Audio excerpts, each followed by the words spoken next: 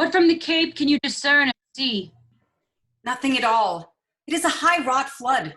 I cannot twixt the heavens and the main descry a sail. Methinks the wind hath spoke aloud at land. A fuller blast ne'er shook our battlements. If it hath ruffianed so upon the sea, what ribs of oak, when mountains melt on them, can hold the mortise? Till we hear of this. A segregation of the Turkish fleet, for do but stand upon the foaming shore. The chidden billow seems to pelt the clouds, the wind shaked, surge with high and monstrous mane, seems to cast water on the burning bear. I never did, and quench the guards of their ever-fixed pole. I never did like the molestation view on the enchafed flood. If that the Turkish fleet be not ensheltered and embayed, they are drowned. It is impossible to bear it out. News, lads! News. Our wars are done. The desperate tempests have so banged the Turks, and their dismight and halts. A noble ship of Venice hath seen a grievous rack and suffrage on most parts of their fleets. How is this true? The ship is here put in.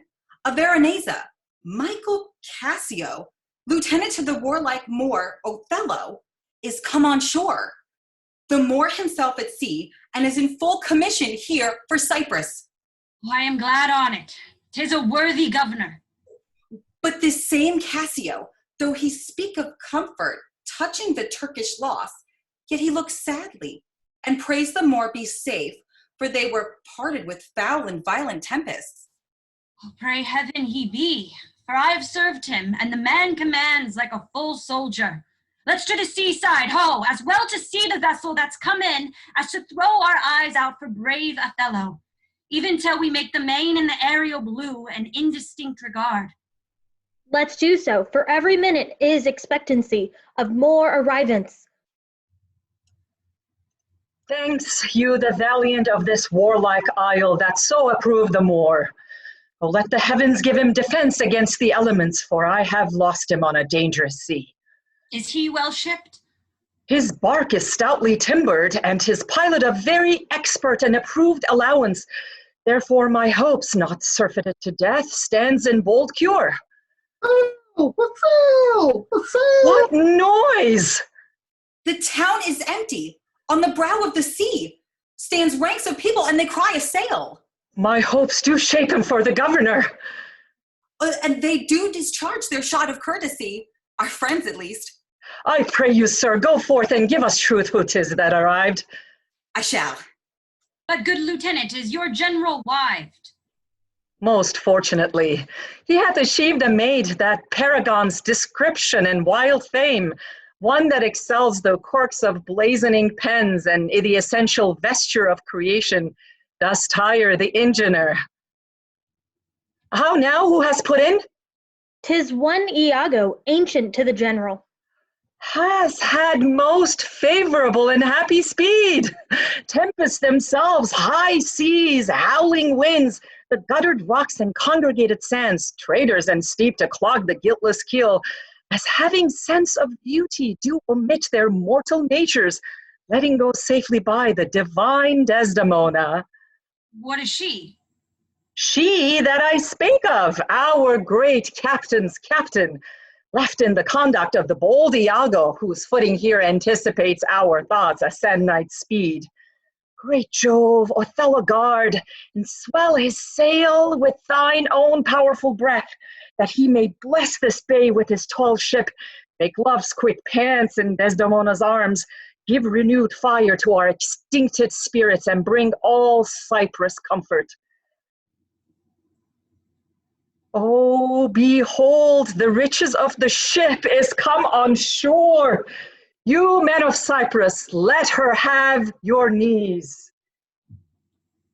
Hail to thee, lady, and the grace of heaven before, behind thee, and on every hand, and wheel thee around. I thank you, valiant Cassio. What tidings can you tell me of my lord? He is not yet arrived, nor know I aught, but that he is well, and will be shortly here. Oh, but I fear, how lost you company? The great contention of sea and skies parted our fellowship. What sail? What sail? But hark, a sail! They give their greeting to the citadel. This likewise is a friend. See for the news. Good ancient, you are welcome. Welcome, mistress. Let it not gall your patience, good Iago, that I extend my manners. 'Tis my breeding that gives me this bold show of courtesy. Sir, would she give you so much of her lips as of her tongue she oft bestows on me, you would have enough. Alas, she has no speech. In faith, too much. I find it still when I have list to sleep. Marry, before your ladyship I grant, she puts her tongue a little in her heart, and chides with thinking. Have little cause to say so. Come on, come on. You are pictures out of door, bells in your parlors, wildcats in your kitchens, saints in your injuries, devils being offended, players in your huswifery, and huswives in your beds. Oh, fie upon thee, slanderer! Nay, it is true, else I'm a Turk. You rise to play, and go to bed to work. Oh, shall not write my praise. No, let me not.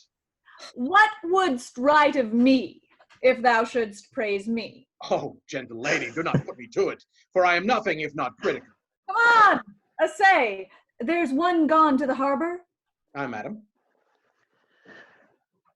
I am not merry, but I do beguile the thing I am by seeming otherwise. Come, how wouldst thou praise me? I am about it, but indeed my invention comes from my pate as birdlime does from frieze. It plucks out brains and all. But my muse labors, and thus she is delivered. If she be fair and wise, fairness and wit, the one's for use, the other useth it. Well praised. How if she be black and witty? If she be black, and thereto have a wit, she'll find a white that shall her blackness hit. Ugh, worse and worse. Oh, if fair and foolish. She never yet was foolish that was fair, for even her folly helped her to an heir. These are old, fond paradoxes to make fools laugh in the alehouse. What miserable praise hast thou for her that's foul and foolish? There's none so foul and foolish thereunto, but does foul pranks, which fair and wise ones do. Oh, heavy ignorance, thou praisest the worst best. But what praise couldst thou bestow on a deserving woman, indeed, one that in the authority of her merit did justly put on the vouch of very malice itself? She that was ever fair and never proud, had tongue at will and yet was never loud, never lacked gold yet never went gay, fled from her wish and yet said, now I may. She that being angered, her revenge being nigh, bade her wrong stay and her displeasure fly. She that in wisdom never was so frail to change the cod's head for the salmon's tail. She that could think and ne'er disclose her mind, see suitors following and not look behind.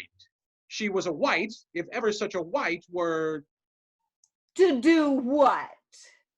to suckle fools and chronicle small beer. Ah! Most lame and impotent conclusion. Do not learn of him, Amelia, though he be thy husband. How say you, Cassio? Is not he a most profane and liberal counselor? He speaks home, madam. You may relish him more in the soldier than in the scholar. He takes her by the palm. Aye, well said, whisper.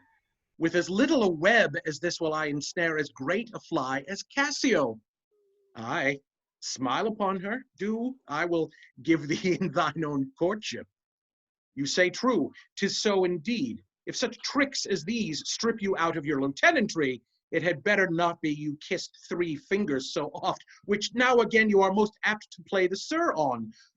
Very good, well kissed and excellent courtesy. 'Tis so indeed. Yet again your fingers to her lips? Would they clyster pipes for your sake? The more, I know his trumpet. 'Tis truly so. Let's meet him and receive him. Lo, where he comes. Oh, my fair warrior. My dear Othello. Yes, it gives me great wonder and great content to see you here before me. Oh, my soul's joy. If after every tempest come such calms, may the winds blow till they have wakened death, and let the harboring bark climb hills of seas on Olympus high, and duck again as low as hell's from heaven. If I were now to die, 'twere now be most happy, for I fear my soul hath her content so absolute, that not another comfort like this to succeed in unknown fate. The heavens forbid, but that our loves and comforts should increase even as our days do grow. Amen to that, sweet powers. I cannot speak enough of this content. It stops me here. It is too much joy. And this, the greatest discord be that ever our hearts shall make. Oh, you are well tuned now, but I'll set down the pegs that make this music, as honest as I am. Come, let us to the castle now, friends. Our wars are done. The Turks are drowned. How does my old acquaintance of this isle? Honey, you shall be well desired in Cyprus. I found great love amongst them. Oh, my sweet, I prattle out of fashion, and I dote in mine own comforts. I prithee, good Iago, go to the bay and disembark my coffers. Bring thou thy master to the citadel. He is a good one, and his worthiness does challenge much respect. Come, Desdemona, once more we'll meet at Cyprus. Do thou meet me presently at the harbor. Come hither. If thou beest valiant, as they say, base men being in love have then a nobility in their natures more than is native to them, list me. The lieutenant tonight watches on the court of guard. First, I must tell thee this. Desdemona is directly in love with him. With him? Oh my, 'tis not possible. Lay thy finger thus, and let thy soul be instructed. Mark me with what violence she first loved the more, but for bragging and telling her fantastical lies. And will she love him still for prating? Let not my discreet heart think it. Her eye must be fed. And what delight she shall have to look on the devil. When the blood is made dull with active sport, there should be, again, to inflame it and give satiety a fresh appetite. Loveliness in favor, sympathy in years, manners and beauties, all which the more is defective in. Now, for want of these required conveniences, her delicate tenderness will find itself abused, begin to heave the gorge, disrelish and abhor the more. Very nature will instruct her in and compel her to some second choice. Now, sir, this granted, as it is most pregnant and unforced position, who stands so eminent in the degree of this fortune as Cassio does? A knave very voluble, no further conscionable than in putting on the mere form of civil and humane seeming for the better compassing of his salt and most hidden loose affection. Why none? Why none? A slipper and a subtle knave, a finder out of occasions, that his eye can stamp and counterfeit advantages, though true advantage never present itself. A devilish knave.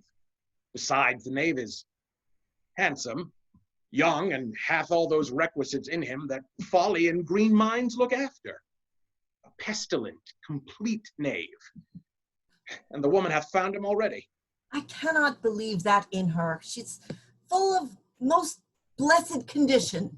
Blessed?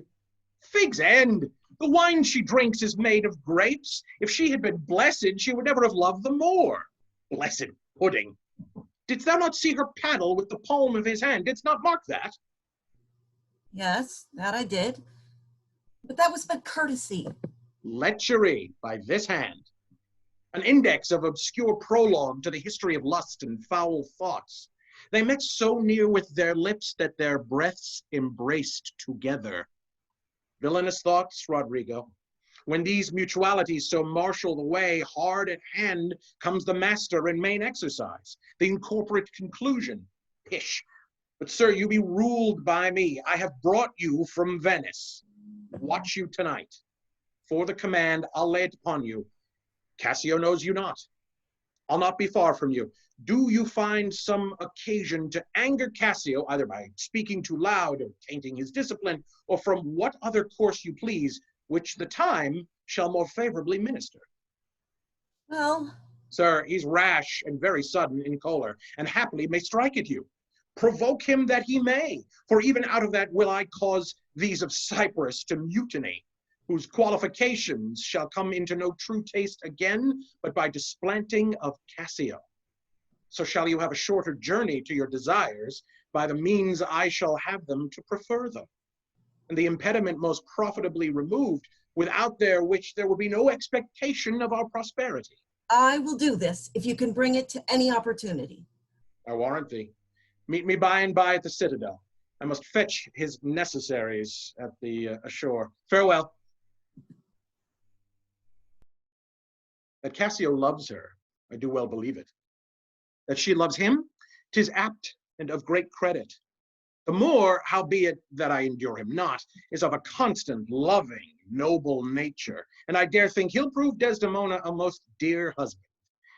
Now I do love her too, not out of absolute lust, though peradventure I stand accounted for as great a sin, but partly led to diet my revenge, for that I do suspect the lusty Moor hath leaped into my seat, the thought whereof doth like a poisonous mineral gnaw my innards. And nothing can or shall content my soul till I am even with him, wife for wife. Or failing so, yet that I put the Moor at least into a jealousy so strong that judgment cannot cure. It's thing to do. If this poor trash of Venice, whom I trace for his quick hunting, stand the putting on, I'll have Michael Cassio on the hip, abuse him to the Moor in a rank garb, for I fear Cassio with my nightcap too. Make the Moor thank me, love me, and reward me for making him egregiously an ass, and practicing upon his peace and quiet, even to madness. 'Tis here, but yet confused. Knavery's plain face is never seen till used.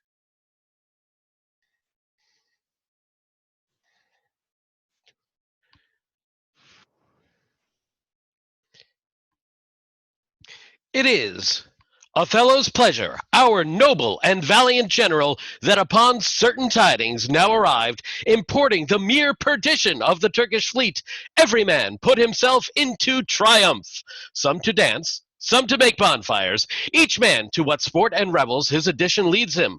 For besides these beneficial news, it is the celebration of his nuptial.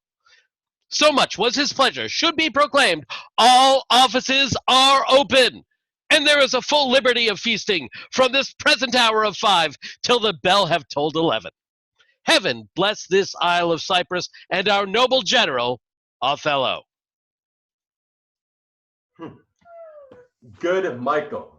Look to the guard tonight. Let's teach ourselves the honorable stop, not to outsport discretion. Iago hath direction what to do, but notwithstanding, with my personal eye will I look to it. Iago is most honest, Michael. Good night. Tomorrow, with your earliest, let me have a speech with you. Come, my dear love. The purchase made, the fruits are to ensue. The profits yet to come between you and me. Good night.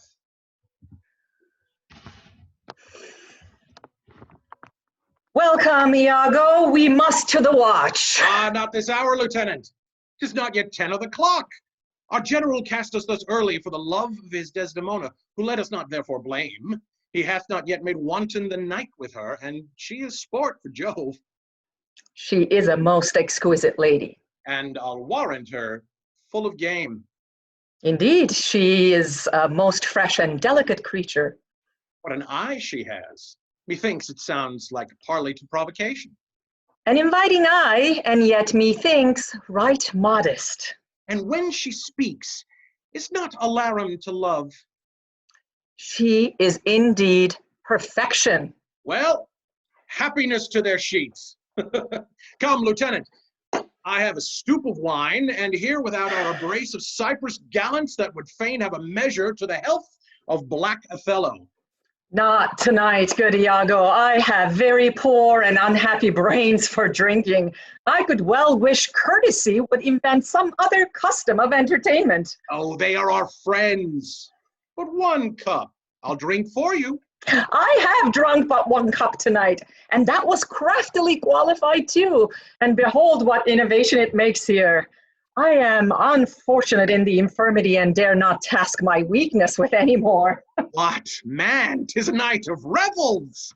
The gallants desire it. Where are they? Here at the door. I pray you, call them in. I'll do it, but it dislikes me. If I can fasten but one cup upon him with that which he hath drunk tonight already, he'll be as full of quarrel and offense as my young mistress's dog. Now my sick fool Rodrigo, whom love hath turned almost the wrong side out, to Desdemona hath tonight caroused potations pottle deep. And he's to watch their else of Cyprus, noble swelling spirits that hold their honors with flowing cups. Have I tonight? And they watch too. Now, amongst this flock of drunkards, am I to put our Cassio to some action that may offend the isle? But here they come.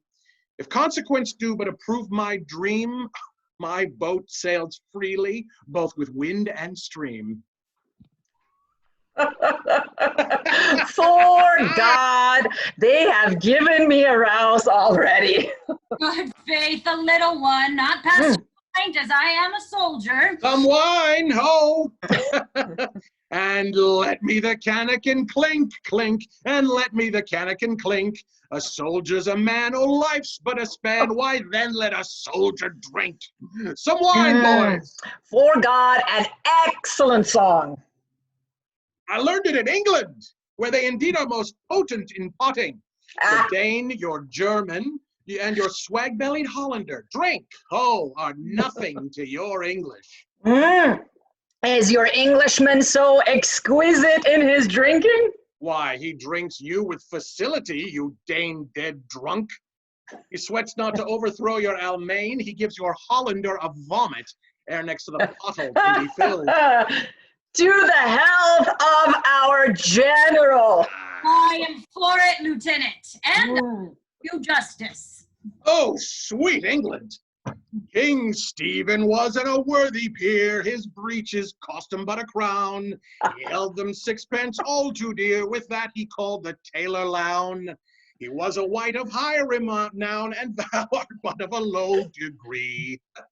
'Tis pride that pulls the country down, then take thy old clock about thee, some wine, ho! Oh, for God, this is a more exquisite song than the other. Will you hear it again? No, for I hold him to be unworthy of his place that does those things. Well, God's above all, and there be souls must be saved, and there be souls must not be saved. It's true, good lieutenant.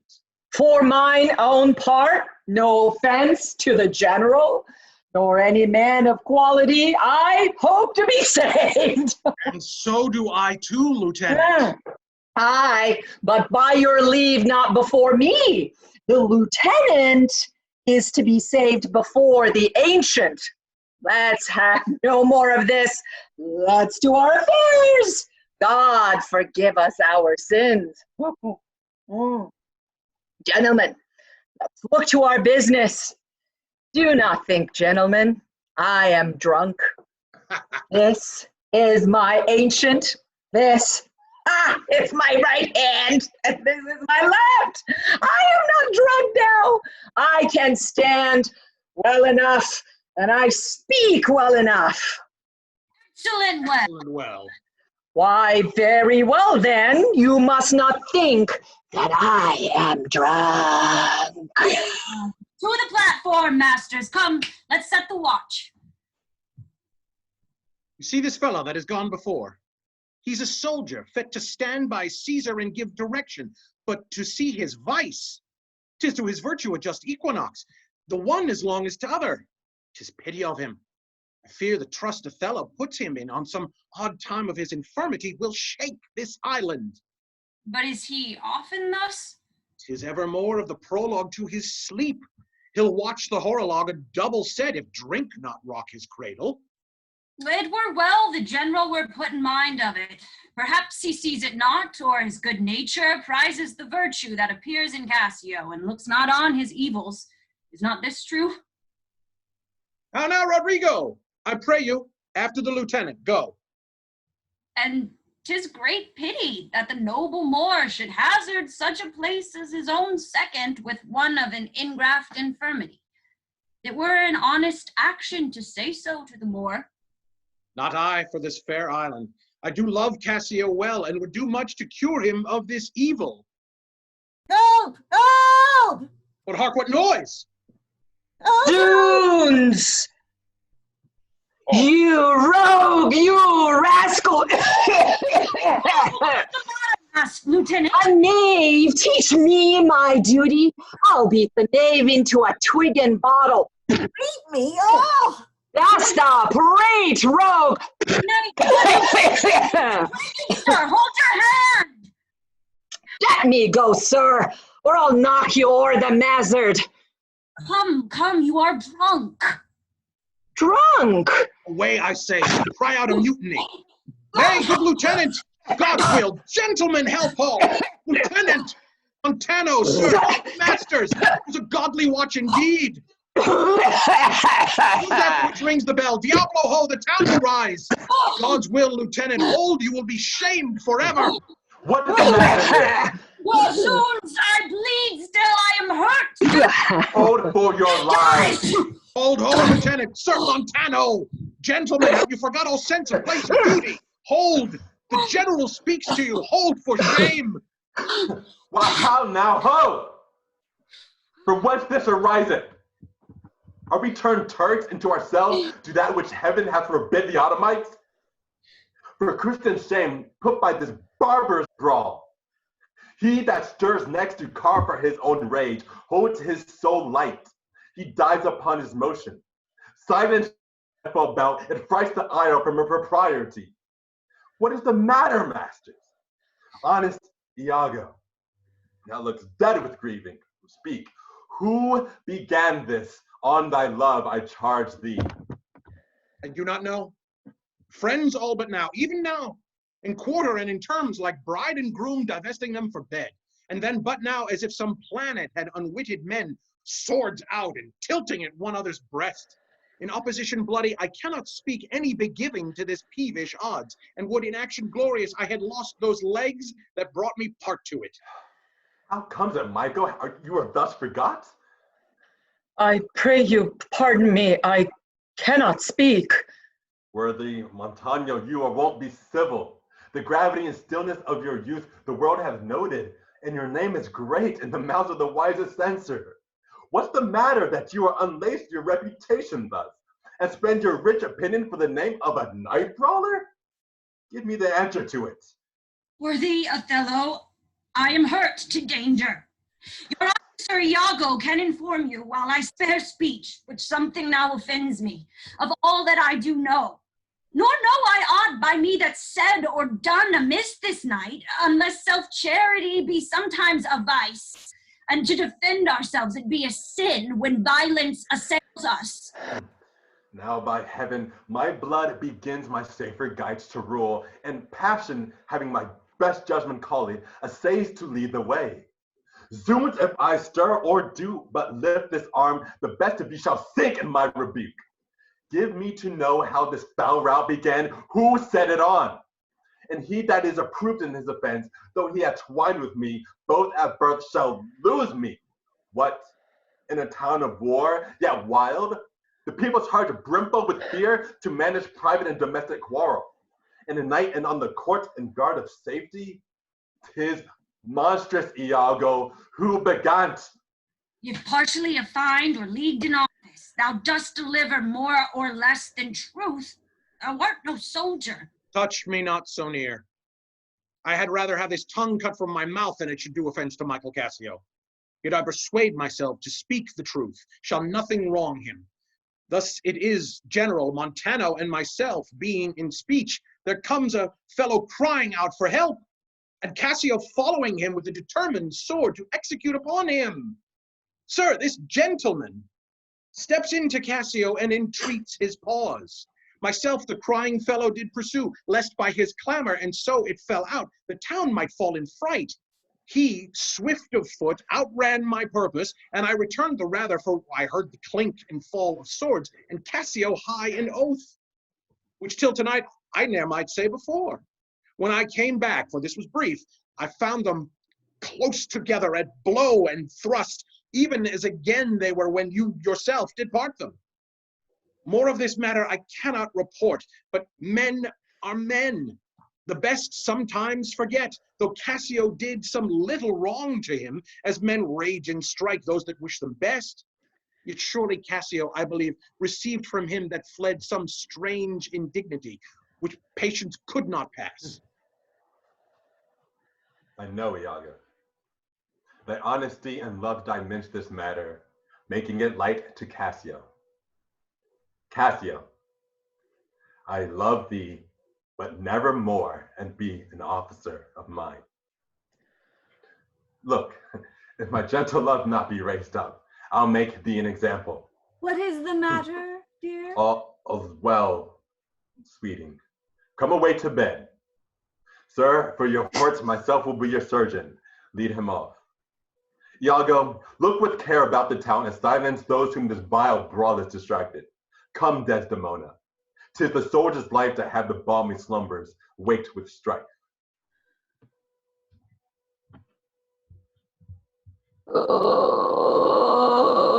What? Are you hurt, Lieutenant? I passed all surgery. Marry, God forbid. Reputation, reputation, reputation. Oh, I have lost my reputation.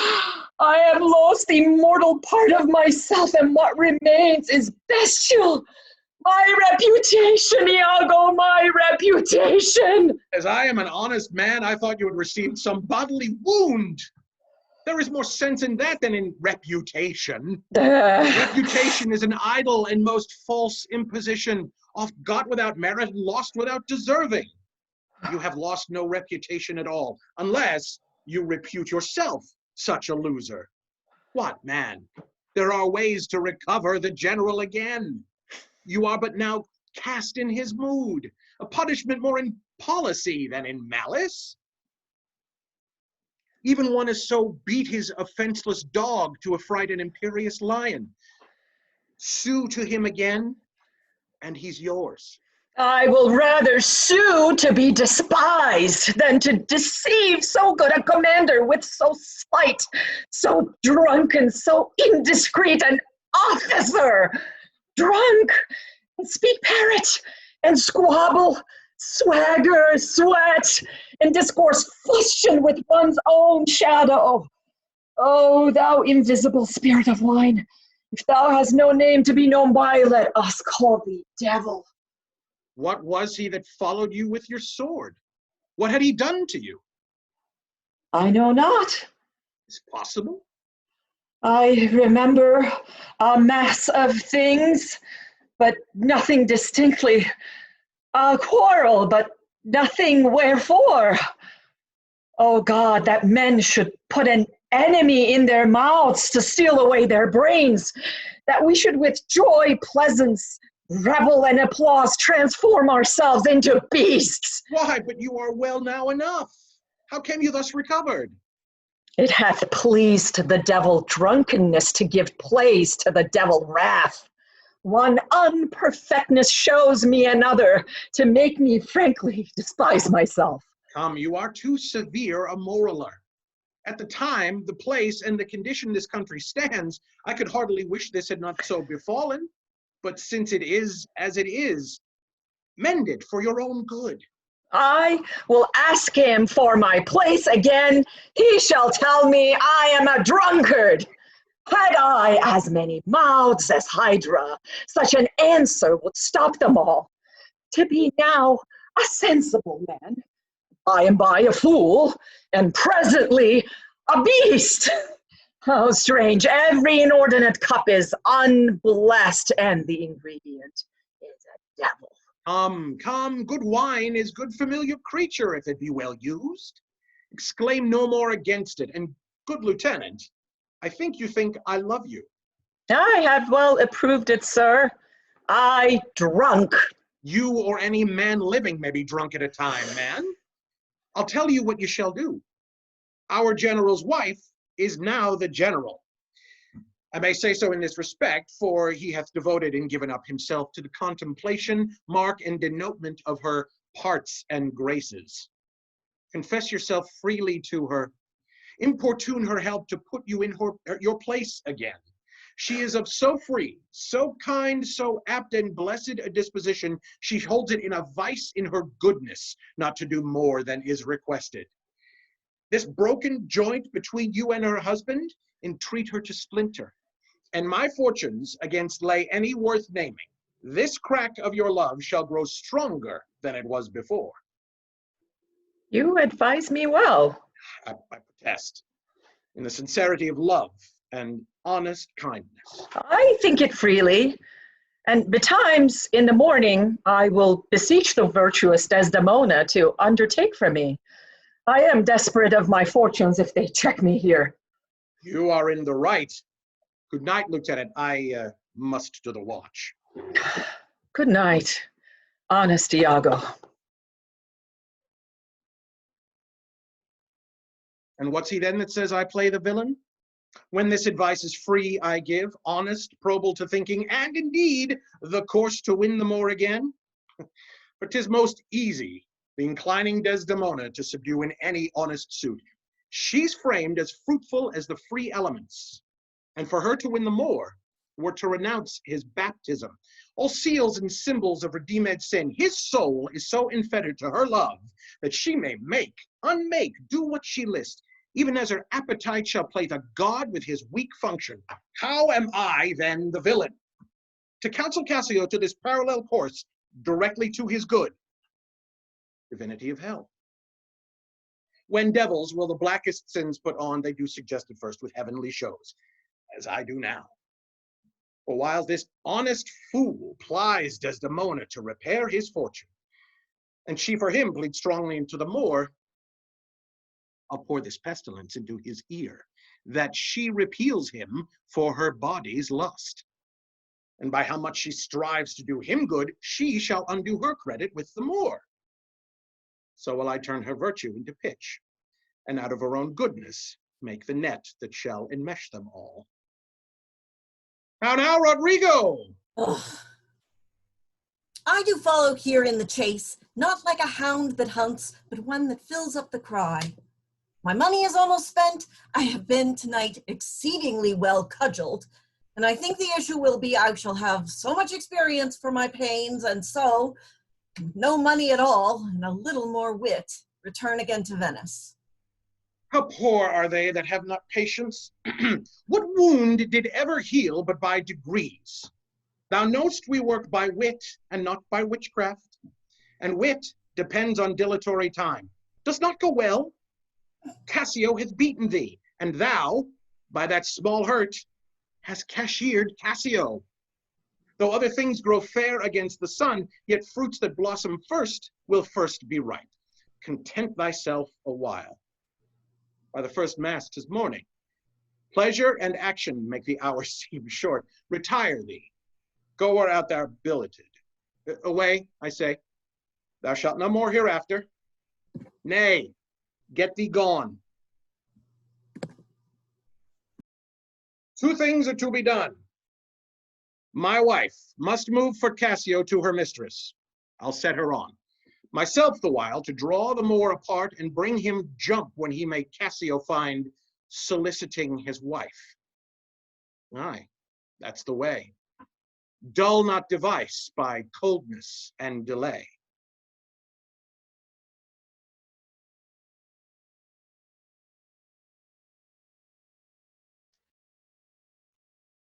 Ladies and gentlemen, thank you very much for attending tonight's performance of Act 2 of Othello. If you missed Act 1, you can find it on YouTube.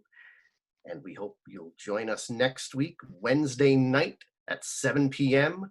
for Act 3. Have a good night. And you can turn your cameras and microphones on if you so desire. We have also turned back on chat in case you're still in your business pajamas. And let's give the cast a hand.